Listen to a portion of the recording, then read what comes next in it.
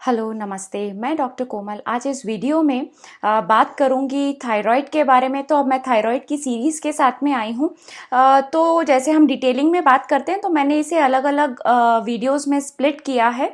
तो आज के इस वीडियो में मैं बेसिक आइडिया हम डिस्कस करेंगे कि थायराइड क्या है, इसके क्या सिम्टम्स होते हैं और क्या थायराइड के कॉजेस होते हैं, थायराइड कितने तरह के होते हैं, ये हर चीज़ हम इस वीडियो में बात करेंगे।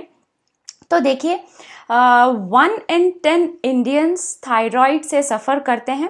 ये जो थायराइड होता है ये एक बटरफ्लाई शेप ग्लैंड होता है जो हमारे नेक के सामने वाले हिस्से में पाया जाता है।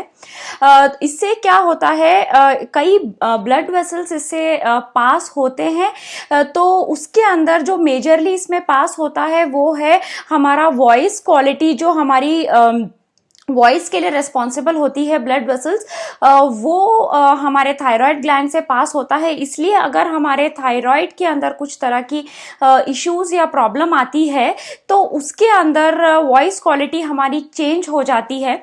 तो देखिए, थायराइड में मेजरली बोलूँगी कि ये एक लाइफस्टाइल डिसऑर्डर है। जैसे पीसीओडी है, थायराइड हो गया, हाइपरटेंशन हो गया, ये बीमारियां लाइफस्टाइल डिसऑर्डर है, ये हम रिवर्स कर सकते हैं।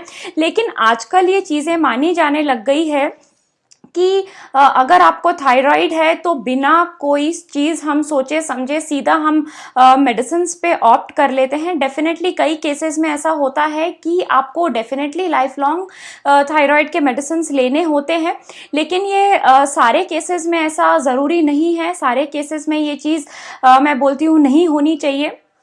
पहली बात तो जो मैं आपको बोलूँगी कि जो थायराइड है, देखिए इन जनरल थायराइड को क्या डिफाइन करते हैं कि हाइपरथायराइडिज्म और हाइपोथायराइडिज्म। लेकिन जो अंडर एक्टिव ग्लैंड है उसे मैं बोलूँगी कि जिसमें थायराइड का प्रोडक्शन, जिसमें थायराइड हार्मोन्स है जो T3 और T4 जैसे हार्मोन्स है जो थायराइड ग्लैंड रिलीज करता है, अगर इसमें फ्लक्चुएशन होता है तो हमें थायराइड की बीमारी होती है। तो जो T3 और T4 का जो प्रोडक्शन, जिसे हम कम अगर हो जाना, जो बराबर मात्रा से अगर कम हो जाना, उसे हम हाइपोथायराइड बोलते हैं। लेकिन कई जो प्रैक्टिशनर है वो देखते ही नहीं कि इसका कोई दूसरा कॉज भी हो सकता है। हैशीमोटोज भी एक अंडर एक्टिव थायराइड का कॉज है, जिसका टोटली मैं बोलूँगी कि मेडिकेशन दोनों का सेम ही है, लेकिन इन लोग का जो चेंज अगर हम करना चाहें लाइफस्टाइल से तो दोनों का प्रोटोकॉल्स अलग होते हैं।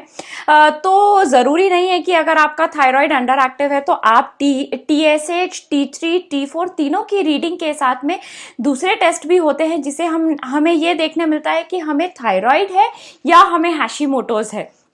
तो ये कुछ चीज़ें हमें ध्यान में रखनी है। अब ये देखिए कि जो थायराइड होता है, ये थायराइड हार्मोन्स या थायराइड ग्लैंड्स हमारे बॉडी में क्या चीज़ के लिए रिस्पॉन्सिबल होती है।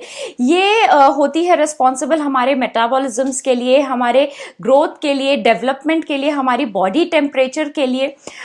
तो जब भी देखा ये पाया जाता है कि जब हमें थायराइड की प्रॉब्लम होती है, या तो हम ओवरवेट होते हैं या अंडर वेट हो जाते हैं, मतलब बहुत जल्दी जल्दी रैपिडली वेट उतरना या वेट बढ़ना। क्यों? क्योंकि वो मेटाबॉलिज्म्स को अफेक्ट करता है थायराइड।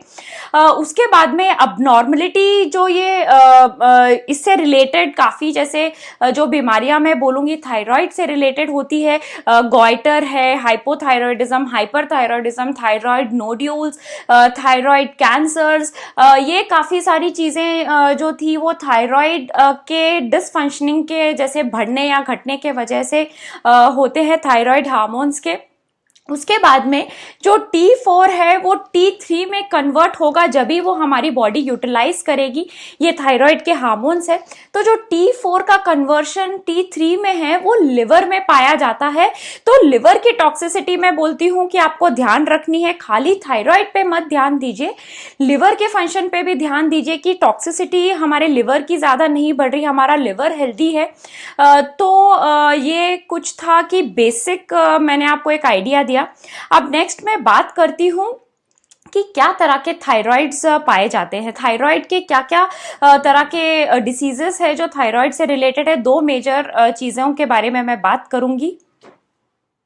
तो जो पहला है वो है हाइपरथायरॉयडिज्म और जो दूसरा है वो है हाइपोथायरॉयडिज्म। तो ये मेजरली यही ज़्यादा चीज़ें हमें थायराइड से कनेक्टेड सुनने आती है। तो जो हाइपरथायरॉयडिज्म है मतलब इसमें आपके थायराइड हार्मोन्स जो है नॉर्मल रेंजिंग से ज़्यादा प्रोड्यूस होते हैं, तो जो T4 है वो ज़्यादा हो जाता है और जो TSH एक हार्मोन है वो उसकी मात्रा इसमें घट जाती है। तो इसके क्या सिम्टम्स हुए, इसमें वेट लॉस होता है आपका, रैपिडली अगर वेट कम होता है, उसमें रेस्टलेसनेस रहना, इरिटेबिलिटी रहना, आपकी धड़कनें आपको लगना कि ज़्यादा बढ़ जाना, आपके आंखें जो है वो काफ़ी बल्ज हो जाती है इसके अंदर, जैसे ऐसे लगता है ना यूँ एकदम बड़ी हो जाना, वो तरह के सिम्टम्स इसमें रहना, स्लीप सोने में आपको दिक्कत रहना, या फिर आपके नेल्स ब्रिटल रहना, आपको फटीग महसूस होना, ये कुछ सिम्टम्स थे जो हाइपरथायरॉयडिज्म से रिलेटेड है। अभी हाइपोथायरॉयडिज्म के बारे में हम बात करेंगे। तो हाइपोथायरॉयडिज्म एक अंडर एक्टिव ग्लैंड है जिसके अंदर थायराइड हार्मोन्स जो है नॉर्मल रेंजिंग से कम प्रोड्यूस होते हैं। तो जो T4 है वो डिक्रीज हो जाता है और TSH जो है वो इंक्रीज हो जाता है। इसमें आपका वेट गेन होना, आपको बहुत कमजोरी महसूस होना, कॉन्स्टिपेशन का प्रॉब्लम रहना, वीकनेस रहना, या आपकी धड़कनें धीरे होना, हाथों में पसीने आना, तो ये कुछ सिम्टम्स थे हाइपोथायरॉयडिज्म के। लेकिन यहाँ पे मैं आपको बताऊं जो हाइपोथायरॉयडिज्म है उसमें आपके थायराइड हार्मोन्स की जो मात्रा है कम होती है, ये हैशिमोटोज में भी होती है। तो इन जनरल इन दोनों का सिम्टम्स सेम ही है और इन लोग के जो रीडिंग्स है वो भी सेम ही है, तो इनका ट्रीटमेंट भी इन जनरल कन्वेंशनल मेडिसिन में सेम ही होता है। लेकिन मैं एक चीज यहाँ पे आपको बोलूं, ये जो थायराइड डिसऑर्डर है ये लाइफस्टाइल डिसऑर्डर है। इसे आप नेचुरली काफ़ी जैसे लाइफस्टाइल चेंजेस से, आपके डाइट से, वो मैं आपको अपने नेक्स्ट वीडियो में समझाऊंगी कि आप बिना मेडिकेशन के थायराइड कैसे कम करें, या अगर आप मेडिकेशन पे है तो आप धीरे धीरे अपने डॉक्टर से, आपका जो एंडोक्राइनोलॉजिस्ट है, आप उससे लूप में रहिए। धीरे धीरे आपका मेडिकेशन डॉक्टर ही कम करते जाएगा। जैसे अगर आप 100 पे है तो 75 पे आएगा, देन 15 पे आएगा, देन 5 पे आएगा। धीरे धीरे आप इसे वीन ऑफ कर सकते हैं। मेडिकेशन में ये बोलूंगी जरूरी नहीं है अगर आप थायराइड है मेडिकेशन पे है आप उसे लाइफ लॉन्ग लें। बहुत कम ऐसे पेशेंट्स होते हैं जिन्हें मेडिसिन की जरूरत लाइफ लॉन्ग होती है। तो उसके बाद में हैशिमोटोस का भी आप एक बार अपने डॉक्टर से बात कीजिए कि आपको हाइपोथायरॉइड है या फिर आपको हैशिमोटोस है। तो हैशिमोटोस का जो अगर ट्रीटमेंट है वो लाइन ऑफ ट्रीटमेंट, वो प्रोटोकॉल अलग है और हाइपोथायरॉयडिज्म को क्योर करने का प्रोटोकॉल अलग होता है। तो इन जनरल इनकी जो चीजें हैं वो साथ में ही दी जाती है कि इसमें जो आपको होता है एक्सटर्नली हार्मोन्स दिए जाते हैं, तो दोनों में ट्रीटमेंट सेम ही होता है कन्वेंशनल मेडिसिन में। उसके बाद में मैं बात करती हूँ कॉजेस के बारे में कि क्यों थायराइड की प्रॉब्लम होती है। तो जो हाइपोथायरॉयडिज्म है वो मैं बोलूँगी जैसे हैशिमोटोस है, हैशिमोटोस तो एक ऑटो इम्यून डिसऑर्डर है। तो इसका होने का कॉज अलग हो गया। तो जो हाइपोथायरॉयडिज्म और हाइपोथायरॉयडिज्म जनरली क्यों होता है, इसके अंदर क्या होता है, ये पिट्यूटरी डिसऑर्डर्स के वजह से भी होता है। जब आपके पिट्यूटरी ग्लैंड्स को कोई ट्यूमर के वजह से या कोई दूसरे मेडिकल कंडीशन या आपका सर्जरी हुई हो, कोई एक्सीडेंट हुआ हो, तो आपका पिट्यूटरी ग्लैंड डैमेज हो गया हो, तो आपके बराबर से TSH वहां से प्रोड्यूस नहीं होता। TSH प्रोड्यूस होता है हमारे पिट्यूटरी ग्लैंड में। तो उसके डिसऑर्डर्स के वजह से भी थायराइड के डिसऑर्डर्स होने के चांसेस होते हैं।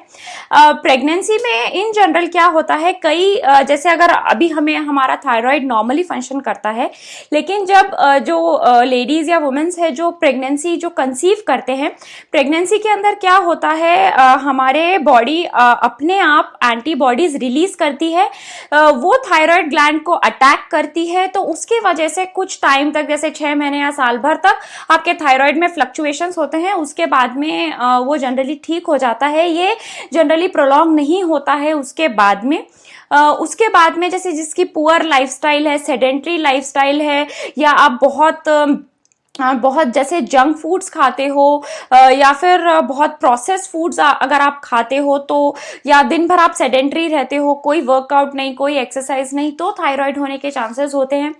उसके बाद में मैं बोलूँगी आयोडीन डेफिशिएंट जो होते हैं, अगर आप को जैसे हाइपरटेंशन की प्रॉब्लम नहीं है तो मैं बोलूँगी अननेसेसरी आप अपना जो सॉल्ट है उसे रिड्यूस मत कीजिए। उसमें आयोडीन होता है कि बहुत अच्छा माना जाता है कि सॉल्ट हम कम कर दे, नहीं, ऐसा नहीं होना चाहिए। अगर आपको कोई प्रॉब्लम है, अगर आपके डॉक्टर्स ने आपको प्रिस्क्राइब किया है कि आप अपना सोडियम इंटेक कम करें तो ही आप कम करें, नहीं तो जितना घर में नमक डलता है, ज़्यादा भी नहीं तो कम भी नहीं, बराबर मात्रा की सोडियम हमारे बॉडी में जानी चाहिए, सॉल्ट की जानी चाहिए, क्योंकि उसमें आयोडीन होता है। अगर हम वो तरह से बराबर नहीं लेते या आयोडीन दूसरे चीज़ों से हमारे बॉडी में कम होता है, डेफिशिएंट होती है हमारी बॉडी आयोडीन से, तो हमें थायराइड की प्रॉब्लम होने के चांसेस होते हैं। उसके बाद में अगर हमारे बॉडी में देखिए थायराइड ग्लैंड जो होता है ना, इसके अंदर क्या होता है, इन जनरल जो न्यूट्रिएंट्स हमारे बॉडी अगर डेफिशिएंट होती है, जैसे selenium, zinc, iron, vitamin D, अगर ये सब चीज़ों की मात्रा हमारे बॉडी में कम होती है तो भी हमें थायराइड होने के चांसेस होते हैं, क्योंकि ये मेजर न्यूट्रिएंट्स या macro nutrients, micro nutrients, minerals, ये ऐसी चीज़ें हैं हमारे बॉडी में जो हमारे थायराइड ग्लैंड को इफेक्ट करती है। ये एक जैसे थायराइड ग्लैंड हार्मोन्स रिलीज करता है, तो उसके लिए मैं बोलूँगी ये न्यूट्रिएंट्स जरूरी होते हैं, तो इनकी मात्रा एक्यूरेट रखें। ये आपको मैं अपने नेक्स्ट वीडियो में इन डिटेल समझाऊंगी। उसके बाद में जो थायराइड की प्रॉब्लम है ये हेरिडेटरी भी होती है, लेकिन देखिए मैं आपको एक बात बताती हूँ, अगर एक मदर के अगर 2 बच्चे हैं, दोनों ही प्रोन हैं हेरिडेटरी, अगर मदर या उससे मैं बोलूँगी हेरिडेटरी में उनको थायराइड की प्रॉब्लम है, दोनों ही बच्चे प्रोन होते हैं कि हेरिडेटरी से उनको थायराइड आने के चांसेस होते हैं। लेकिन अगर आप अपनी लाइफस्टाइल मैं बोलूँगी अच्छे से रखें, आपके डाइट अच्छे से रखें, तो ज़रूरी नहीं है कि आपको थायराइड आएगा ही। आप ये सोच के बैठे कि हमारे हेरिडेटरी में है तो हमको थायराइड या दूसरे चीज़ें जो हेरिडेटरी से ट्रांसफ़र होती है वो हमें आएगी, नहीं। आप अपने आप को पहले से मैनेज करें। अगर आपको पता है कि ये चीज़ हेरिडेटरी में है तो आप अपने आप को उसी तरह से मैं बोलूँगी अपनी लाइफस्टाइल आप एक्यूरेट रखें। उसके बाद में दूसरे हेल्थ कंडीशंस जैसे आते हैं, वो हेल्थ कंडीशन से रिलेटेड भी थायराइड की प्रॉब्लम आती है। तो ये कुछ बेसिक आइडिया मैंने आपको थायराइड के लिए दे दिया। अब मेरे नेक्स्ट वीडियो में मैं आपसे बात करूंगी कि नेचुरली आप थायराइड को कैसे क्योर करें। जब तक मैं दूसरे वीडियो के साथ में आती हूँ, हेल्दी रहिए, हैप्पी रहिए। जय हिंद।